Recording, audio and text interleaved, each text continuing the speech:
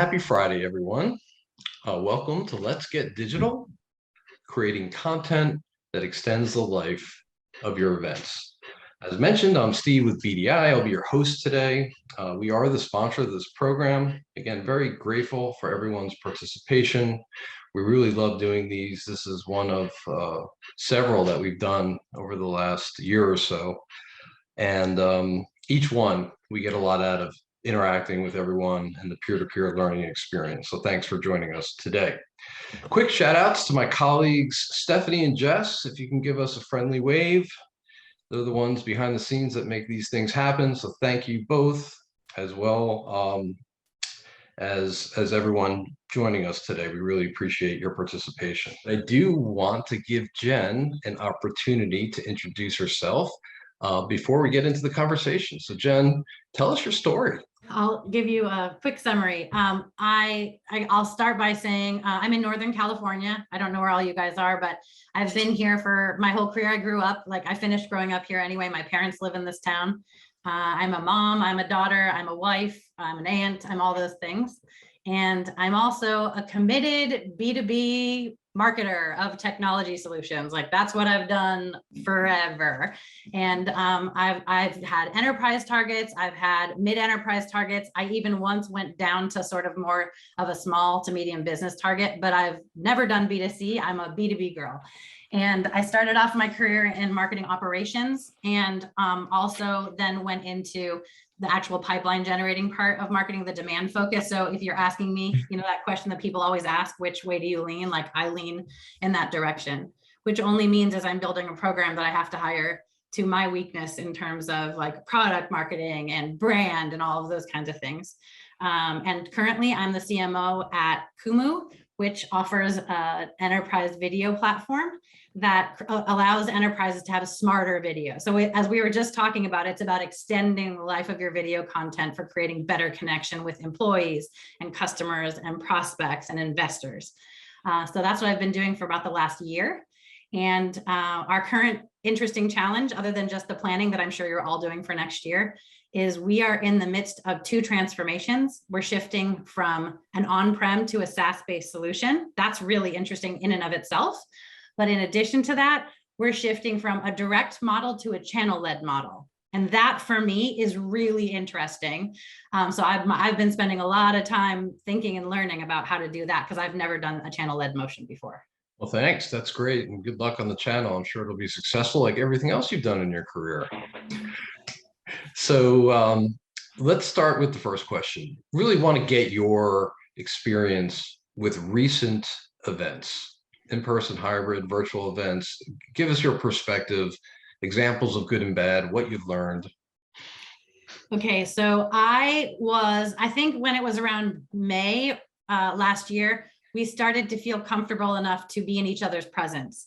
So for me, it was the first time my executive team ever met each other in real life. So it was May this year. I don't know if that's when you guys started doing that kind of stuff. It was when we started to think that we saw a light at the end of the tunnel. And we started very conservatively. We have a very, we're in order to protect our employees and everyone in our community, we have a very conservative plan about getting together. And so we've done local events with vaccine requirements and masks and all that kind of stuff. And then so I went to an event. The first actual marketing event that I attended was in Chicago about 4 months ago. And I was talking to the BDI team about this, but it was not well done from a hybrid perspective. So I have an experience of going to an event. It was clear that they had deferred the dollars for the event and then they were allowed to launch it. It was at a massive convention center when there wasn't a lot of attendance. And they hadn't really thought all the way through how to provide an elegant experience for people attending remotely. So it was kind of a miss, both in the in-person and in the hybrid from my experience. And I'm not saying it's easy, but I didn't feel like that went well. Then I went to a CMO event that was much smaller in person that was beautifully executed and everybody felt safe. Everybody felt engaged. We included on panels, we included remote attendees and speakers and things like that. And so I felt like that was an example of a very well done hybrid event. So I guess I've had both experiences. And then my event that I was going to speak at this week or last week that I was talking about, the event itself didn't get canceled. We decided not to attend the event. We did not think it was a good choice. So we pulled out of the event. And how was that experience in terms of pulling out? Like, did the organizer try and keep you? Did you have an option to pull out? Was there like a plan B? Was there any virtual opportunity for you to still participate? Just how did you manage that situation? Well, I didn't give them any options, so it wasn't like I offered for, like I said, I'm not coming. Right. So I didn't offer it as an option. And Sarah, whoever it was that just asked, yes, it was related to the virus. I was flying to London to speak at this event, and I was going to travel on a Monday. And the event was Tuesday, Wednesday. The rules changed in England about the second day test that you have to get. I'm fully vaccinated and boosted. And so originally I was going to be able to have my second day test, but walk freely about the universe while I waited for the results. On Sunday, they announced that you have to self-isolate until your test results come back. And I literally would have missed the event. Oh, wow. So I canceled my trip. And it was fine. It's kind of like when you change a flight. I don't know if any of you have booked a flight and then canceled it. I think everyone who's running an event right now is prepared for that. Yeah, I mean, one thing that we're doing with our clients, and we have started to plan in-person events and hybrid events, even as soon as the first quarter. And thankfully, knock on wood, we're still planning them. But I think everyone that we're working with understands that there always needs to be a plan B, because the world is extremely unpredictable, as we know, and that at any given time, an in-person event might need to convert to a virtual event. So that's something that we're building in our planning, which is always having a contingency or a plan B. Just curious to get, Jen, your perspective, or if anyone else wants to jump in and share your thoughts about that as well. Well, I definitely agree on the plan B. For me, it's our plan A is to have virtual events right now. And there are some things that we're doing differently even about virtual events. I'm sure you guys all experienced when everybody went home. For a little while, it was hard to get in touch with people because everyone was like, wait, where's their mobile number? And people were setting up their home offices and stuff like that. Then we got good at that. And then there was this flood of virtual events and meetups, and everybody was happy to do it because we were stuck at home and we were happy to connect with other humans. And then there was sort of a like, okay, I've done a lot of these, give me a break. And so I kind of think that's the minute that we're in right now. And so the content needs to be on point. And in my opinion, it needs to be snackable. I think the shorter meetings that you can do that are more on purpose, that are more specifically placed, that will engage people, that's going to be much better off. I told this to the BDI folks too, but we did a 1-hour customer summit a while back because we were like, let me give you the things that you care about and then let you get on with your day, because everyone's super busy. People's teams are smaller, so they have more burden of doing work and they just have less time for virtual events. So being respectful of that and providing recorded content is super important, because then they can watch it whenever they want. The thing that Steve did in the beginning where he was like, hey, if you're going to talk, it'd be great if you could turn on your camera. And I saw that lots of you guys have really good reasons not to have your cameras on. I do think that's important. It's a weird thing from an employee perspective, because you don't know if someone's paying attention or not. And it's really easy to check out if you're not looking at someone or paying attention. I also do this with my hands a lot because I want you to know that I'm not on my phone and I'm not typing on my keyboard. Yeah. Good tips there. Wanted to move into the direction of digital content. So knowing where we've come from and not 100% sure where we're going, one thing that Jen and I discussed in detail was the digital content opportunity that we have from virtual and hybrid events. So give us what you envision for 22, Jen. What are you seeing? What are your customers doing? And what advice can you give us when it comes to digital content and the opportunity for all of us as B2B marketers? Well, I'm not sure that anything I'm going to say is going to be revolutionary to anyone. Everyone on this call is probably already thinking and doing the things I'm about to say, but please feel free to jump in here. I think that with all digital content is, regardless of what format it is, think of the ways that you can use it: long form, short form, medium form. Like, we don't have enough dollars, enough time, or whatever. So we need content reuse. And I think if we're all honest, the content doesn't get ingested as much as we hope it would based on whatever the asset is when we're creating it, regardless of the asset type. So use it well and a lot is what I would say. Think about the way that you can take a white paper and turn it into wow, I just lost a word. What's the thing? An infographic. Think about the ways that you can use content small in social posts and paid social and all those other kinds of things. And from an event perspective, the same thing is really true. So you've created a video asset that has enough value that it can be gated on your website that can allow you to get real, because then you can really see, is someone sincerely interested in this content?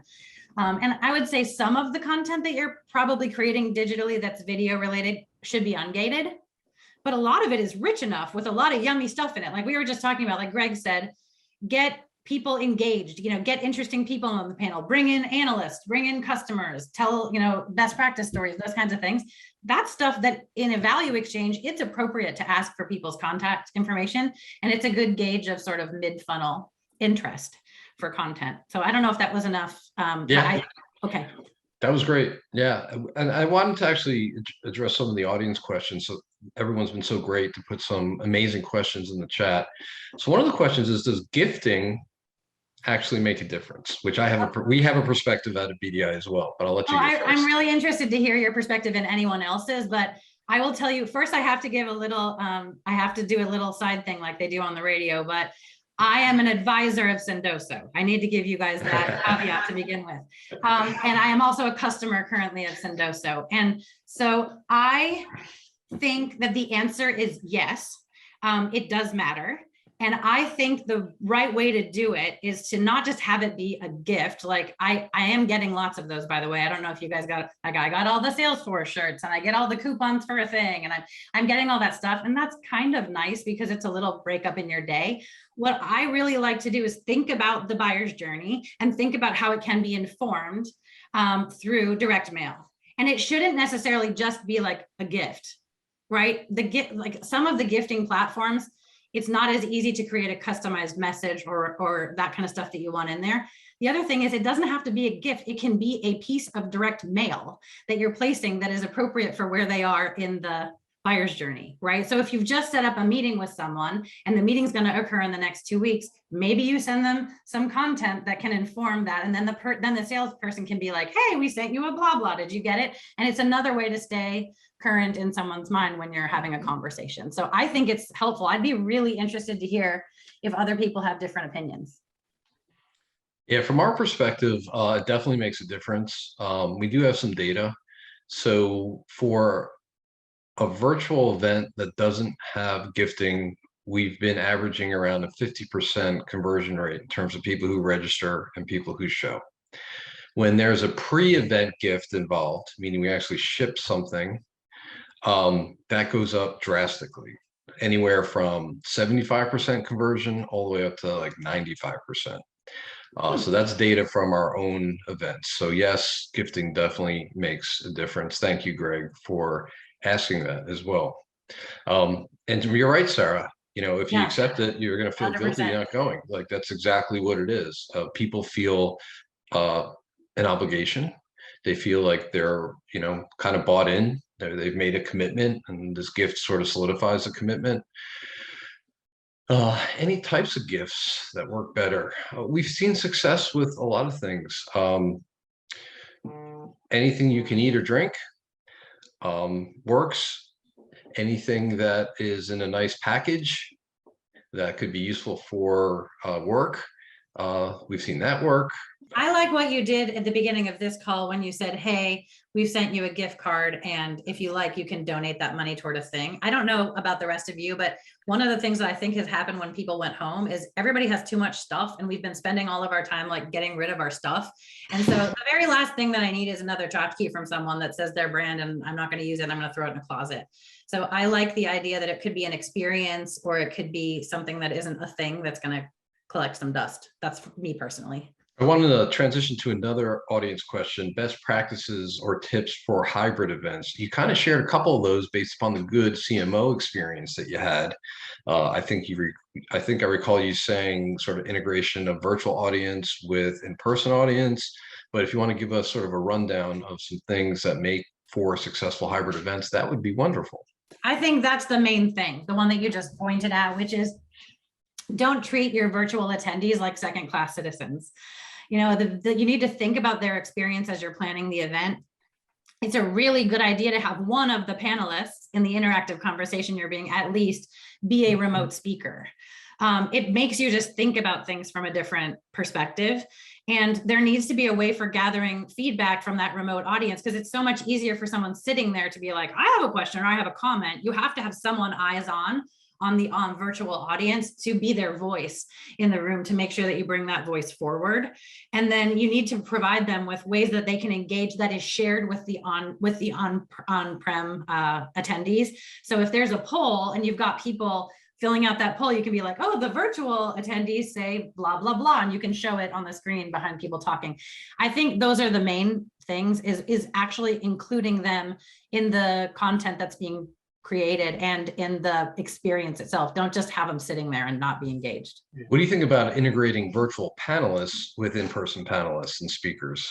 That's 100% what I meant. That's I 100% think that should be done. That is what forces you to consider that. That CMO event that I used as an example that did it really well, there was the stage, and then there were screens on both sides of the stage that were running the chat and were showing the virtual attendees the whole time. So we could see them and they felt like they were sitting with us. So going back to one of the original questions that we had prepared for, Jen,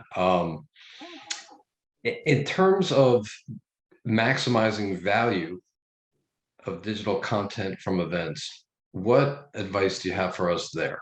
How do you use it? How do we expand the audience that we're reaching? How do we reach more target accounts? How do we brand our thought leadership better?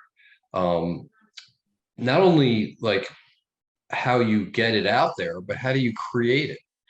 What are the resources and tools that you use for it? So I know that's a lot. So that is a lot. Yeah. I'll try and break it down a little bit, and happy to have anybody else jump in too, obviously. So one of the things is, one of the things I did not say to you guys in my background is that I love a build. I'm a girl who loves a build. So a lot of what I've done is building a program up that hasn't been in place before. And so one of the things that I usually start with is an observation. It's almost always true that there is not consensus on how to deliver the value proposition of the company and sometimes of the platform. People don't use the same language to talk about the thing. And that lessens your impact in the entire marketplace, right? If everybody is telling a different story about what and why you do things, that's problematic. And so before we even get into the like, oh, I would do these tactical things, one of the things that I focus on a lot is like, are we saying the same thing about why we are and what we deliver and why and how it's better? And so I spend some time there. I don't know if that's the kind of thing you were looking for, Steve, but for me, if I'm going to work on amplification of message, I want to make sure the message is impactful and thoughtful and differentiated. So I spend a lot of time there, corporate positioning right off the bat, and make sure that I flow that all the way down into product, all the way down into the target account strategy and all that kind of stuff. I worked for a while, about 4 years, you guys, at Demandbase. And so I have religion about ABN. And for me, it just works. It works at a big scale and a small scale for the enterprise, because it creates focus for the go-to-market motion. And that's what I would say is we are constantly refining and evaluating where we are having success and where we're seeing market pull, and refining things. So I'll give you a real example that happened this week for us. Is we have 6 primary use cases that we go to market with at Kumu. And we're like, these are the 6 things that we think people mostly do with our platform, or that we know people mostly do. And all this year, we've been putting out content about these use cases. We have outreach tracks. We have all of the nurtures. We have all of the marketing that we've been doing about all of these use cases. Well, now I have about 3/4 worth of data about which of those use cases are actually creating any kind of engagement at all. And I have data about what pulled stuff into pipe and what closed. And so as I move into FY22, we had a very thoughtful conversation this week about, guess what? They don't all resonate in the same way. And if we look at our product roadmap and what we're building into the future, they shouldn't all have the same weight or importance. And so I'm focusing on less use cases that I have data to support that they're engaging. I'm also focusing on less industries in my target account list. Like I use the data from the year to be like, all right, this is more focused. This is more focused. every year my target account list gets a little bit smaller and a little bit smarter. What about actually the content that we're creating from the virtual and hybrid events? So as we know, most platforms give you that native recording, right, from start to finish. And then what? Like, okay, so we get this. Now, what do we do with it? So you're literally asking for the value proposition of Kumu. So I'm very happy to answer this question. So Kumu, the video engagement platform, allows you to extend the value beyond the end button, the end meeting, right? And so even this conversation that we're having, this is an interesting conversation. Probably there's some people who either regged or didn't hear about this or whatever that could benefit from this conversation later. So how do we extend its value? Well, you can suck this video as a Zoom recording using a Zoom integration into the Kumu Cloud platform. You can edit it, you can create widgets for it and put it on your website, you can put it into social and have a central place where you're storing the analytics on the content. I think one thing as marketers that's happening right now is we did this shadow IT thing again with video. And video is everywhere. You've got it in YouTube, you've got it on your paid social, you've got it in here, you've got it in there, and you probably have no idea or very little idea about the value of one channel versus another. So having a centralized place where that content is stored and analyzed is actually very helpful. It's the same thing we've done with all other kinds of digital content. It's now coming to video to do that. So I would say, Steve, in general, it's about making sure that you have measurement in place to see what is engaging and what works so that you can do more of the things that work and less of the things that don't. Sure. So in terms of, you mentioned bite-sized content before. So even if you take this meeting that we're having today, so it's going to be an hour long, right? And there's going to be lots of interesting parts. So how do you go about literally taking that one file that you get, or I think it's two files that you get because you get one in each view, at least from Zoom, and putting that, converting that and editing it into smaller bite-sized relevant pieces? Well, some of that has to do with resourcing. So because video is so predominant in my plan, because of who I am and what I do, I have a video person on my staff. Like I have a person whose whole job it is to create beautiful video and to edit other people's video and to help our team create video. Like that's that person's whole job. And that person is very busy at Kumu. But one other thing, I think I told this story to Steve, and I think this is the question you're trying to get at, is that very event that I mentioned to you guys in May, where we finally got together as an executive team. I thought it would be great to actually have a professional videographer come and record some conversation. We went completely work from wherever, whenever, at the end of last year. So we have no offices. Our entire team is distributed and working from home. And so we have to do, and we choose to do very different things than many companies in order to create engagement and all that good stuff. At this E-team meeting, we recorded an hour's worth of content, which I seeded questions to everyone to talk about different topics that would be interesting to our audiences. We had the videographer record us. We used a thing called an owl. Do you guys know what that is? It's a really cool, like it's a physical thing, and it looks like an owl. It has little eyes and a beak, but it spins around and it records whoever's in the room. So it's a really, that was one of the cameras that we used. Then we had two stills that were in the room, or two, video cameras. So we gathered different views of the same conversation. And then we had all of that content. And then we went through it and we took out baby clips, like 30-second clips, 45-second clips. And we used those as a social campaign. It was called Real Talk. We run them mostly on Fridays. Like you can still see them. And the idea was to have people talking about things that everybody else cares about that are about video or that are about remote distributed workforces, and create content that could be engaging for people as a campaign. So it means every one of them has an intro and an outro. The campaign has a name. It has a common look and feel. It has music that plays behind it, but it's tiny, tiny. So from that hour, I think we made 34 clips that we put out there. And now we have filler content for that campaign for our social whenever we need it.